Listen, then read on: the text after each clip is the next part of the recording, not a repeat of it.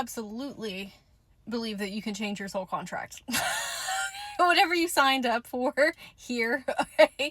Now, on a higher perspective, like if you stepped outside of this incarnation looking, I don't want to say like down at yourself, but looking at the perspective of you, who you are right now, you probably wouldn't have the same thought processes in that version, that multidimensional version, like way up here, looking down at you on Earth, because they're probably thinking like, oh my gosh, like you're so strong and brave and courageous and amazing and beautiful and fantastic, and look at all of these beautiful lessons that we have gone through in life, and not only to support us but to support, you know, everyone in the collective. So a lot of this is like perspective shifting and reframing, but I will say you are the operant power.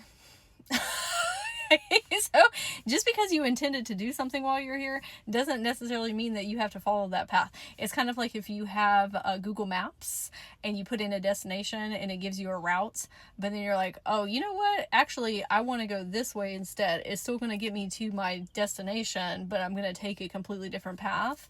That's absolutely fine. So what I would suggest is getting a little bit more clear on who the next level version of yourself is going to be, because sometimes we are running on autopilot and putting a lot of power in external circumstances, which that can be a higher self. And say like, you need to get everything together for me. I'm not saying that's you. I'm just saying that's like a general collective consciousness thing. Okay. What I like to say is you can actually build a higher self.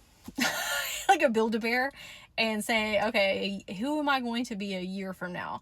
What kind of emotions is she feeling? What kind of thoughts is she thinking? What kind of actions is she taking? There's a psychology tool on Google called the Wheel of Life, and it breaks your life into all these different areas like career, finances, relationships, personal development, and figuring out, what do I want all of these to look like in my next higher self version. That's actually how I shifted into the person that I am today, because where people get really overstimulated and overwhelmed is trying to connect with a higher self that's 5, 10, 15 years out. That's so many consciousness jumps away. That's so many action steps, and it just feels very intangible. It's good to have big goals. We love those. Okay? But we also need things that are closer to us and are more accessible. And so we feel very celebratory as we're checking these things off, and coming from the frame of mind of, I am creating forward movement every single day. Of course, I'm going to reach my goals. That is inevitable. If I just keep going every single day, I will get there because I believe in me. So that is a way to shift your soul contract, if that makes sense, of claiming that sovereignty within, of I'm not waiting for some higher self situation over here, or to have a conversation with them and ask if it's okay if I change something on my soul contract.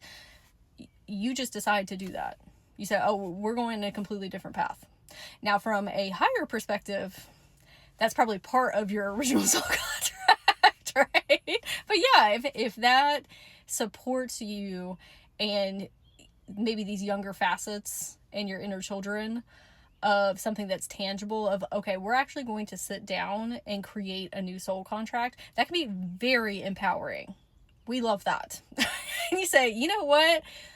I'm changing directions.